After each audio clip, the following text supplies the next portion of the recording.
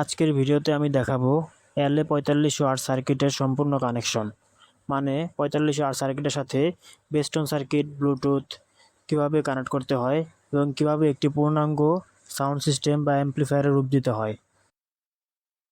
এটা হলো 3 ভলিউমের বেস্টন সার্কিট। প্রথমেই আমরা এর কানেকশন দিয়ে শুরু করব। এর সাথে এই ব্লুটুথ মডিউলটা কানেক্ট করে দেখাবো। ব্লুটুথ মডিউলটি যেহেতু 5 ভোল্টে কাজ করে, তাই আমাদের একটি 7805 আইসি নিয়ে নিতে হবে।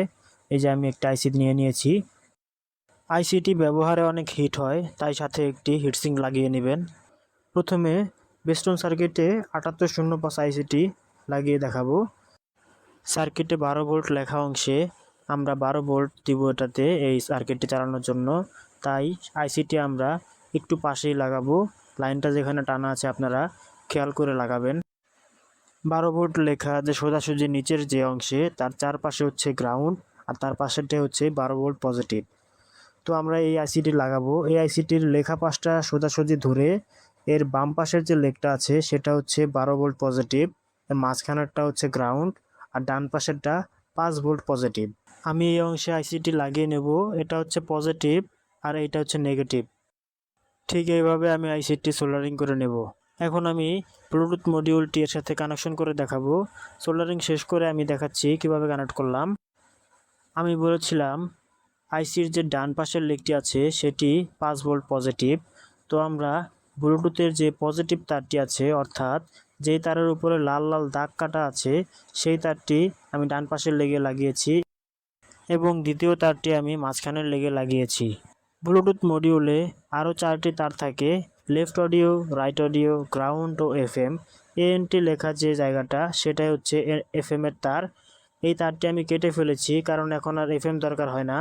এবং লেফট ও রাইট যে অডিও তার আছে সেই দুইটা আমি শর্ট করে দিয়েছি 1K রেজিস্টর দিয়ে। সরাসরি শর্ট করলে অনেক সময় ব্লুটুথটি কেটে যাওয়ার রিস্ক থাকে। মাঝখানের যে গ্রাউন্ড তারটি রয়েছে সেটা আমি আলাদা করে নিয়েছি। বেস্টন সার্কিটে আমি ব্লুটুথের অডিও তারগুলো সংযোগ করে নিলাম। এখানে ইনপুট লাইনের চারপাশের যে লাইনটা আছে সেটা হচ্ছে গ্রাউন্ড। সেই গ্রাউন্ড তারটি আমি ইনপুট লাইনের এই গ্রাউন্ডে লাগিয়ে দিয়েছি এবং তার পাশের ইনপুট পজিটিভে আমি সেই শর্ট করা লাইনটি সোল্ডারিং করে নিয়েছি। সার্কিটে 12 ভোল্ট ও আউট যে দুইটি অংশ আছে সেখানে আমি 4টি তার সংযোগ করে নিলাম। এই তারগুলো দিয়ে 12 ভোল্ট এটাতে সংযোগ দেওয়া হবে ও আউটপুটের লাইনটা যাবে 4508 সার্কিটে। এখন আমি এলএ 4508 সার্কিটটি হাতে নিয়ে দেখাই। এই সার্কিটটিতে ভালোভাবে লক্ষ্য করলে আপনারা দেখতে পারবেন এখানে ডিসি 12 ভোল্ট লেখা আছে। তো আমার এখানে একটু সমস্যা হয়েছিল, যার কারণে আমি এই যে সোজাসুজি যে তারটি দেওয়া আছে সেই সংযোগগুলো আপনারা খেয়াল করবেন, খেয়াল করে দেখবেন। এর একটু দূরে আমি ঝালাই করে নিয়েছি, সোল্ডারিং করে নিয়েছি যাতে আমরা দূরে লাগাতে পারি। আপনারা যদি সার্কিটের নেগেটিভ পজিটিভ না বুঝেন তো ক্যাপাসিটর খেয়াল করবেন। ক্যাপাসিটরের যে নেগেটিভ রয়েছে সেটাই হচ্ছে নেগেটিভ অর্থাৎ গ্রাউন্ড, আর ক্যাপাসিটরের যে পজিটিভ রয়েছে সেটাই পজিটিভ। তো আমরা তার দুটো এভাবে সোল্ডারিং করে নিব। বেস্টন সার্কিটের 12 ভোল্ট ও এলএ 4508 সার্কিটের 12 ভোল্ট আমাদের দুইটি একত্রিতভাবে সোল্ডারিং করা শেষ। এখন বেস্টন সার্কিট থেকে আমরা যে আউটপুট লাইনটি বের করেছিলাম সেই আউটপুট লাইনটি আমরা 4508 সার্কিটের ইনপুটে লাগিয়ে দেব। এলএ 4508 সার্কিটটি ভালোভাবে খেয়াল করলে দেখতে পারবেন এখানে দুই জায়গায় ইন লেখা আছে, অর্থাৎ সেই ইন লেখাগুলোই ইনপুট লাইন। তো আমি যে কোনো এক জায়গা থেকে নেব। তো আমি ইনপুট লাইনে দেখতেছেন একটি ক্যাপাসিটর যোগ করেছি। তো ইনপুটের পজিটিভের সাথে আমি একটি 50 ভোল্ট 10 মাইক্রোফ্যারাডের ক্যাপাসিটর ব্যবহার করেছি। ক্যাপাসিটর কি ব্যবহার না করলেও হয়, তবে ভালো সাউন্ডের জন্য বা সেফটির জন্য আমি ক্যাপাসিটরটি ব্যবহার করেছি যাতে পরবর্তীতে কোনো সমস্যা না হয়। তো এখন আমি এই তার দুটিকে এইভাবে কানেকশন করে নিচ্ছি। বেস্টন সার্কিটের আউটপুটের সাথে এলএ 4508 সার্কিটের ইনপুট সঠিকভাবে সোল্ডারিং করা শেষ। এখন আমরা দেখব কিভাবে এর সাথে 12 ভোল্ট ইনপুট দিতে হয় যাতে এই সম্পূর্ণ সাউন্ড সিস্টেমটি অন হবে বা চালু হবে। আমি আবারও বলছি, সার্কিটে কোথাও নেগেটিভ পজিটিভ না চিনলে ক্যাপাসিটর খেয়াল করতে হবে। ক্যাপাসিটরের নেগেটিভ যেদিকে দেওয়া আছে সেটাই সার্কিটের নেগেটিভ, ক্যাপাসিটরের পজিটিভ যেদিকে দেওয়া আছে সেটাই সার্কিটের পজিটিভ। আমি আগেই বলেছিলাম আমার সার্কিটে একটি সমস্যার কারণে আমি 12 ভোল্টের জন্য একটু দূরে লাইন টেনে নিয়েছি, তো সেইখানে আমি 12 ভোল্ট ইনপুট দেওয়ার জন্য একটি জ্যাক লাগিয়ে নেব।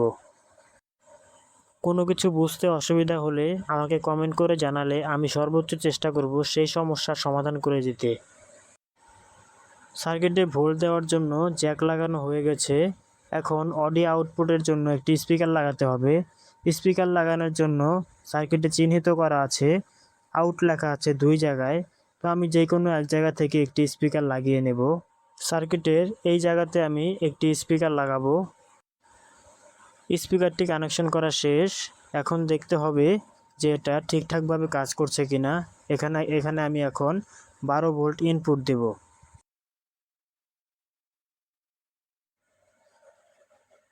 সার্কিটটি সঠিকভাবে কাজ করছে। এখন আমি এখানে ব্লুটুথ কানেক্ট করব।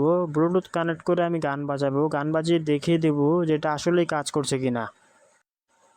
মোড বাটনটি টিপে আমরা ব্লুটুথ অপশনটি আগে বের করে নেই। বের করে এখন আমরা কানেক্ট করব, দেখি কানেক্ট হয় কিনা। কানেক্ট হয়ে গেছে, গানও বাজতেছে। তো এখন আমি ভলিউমটি বাড়িয়ে দেখব স্পিকারটি বাজতেছে কিনা।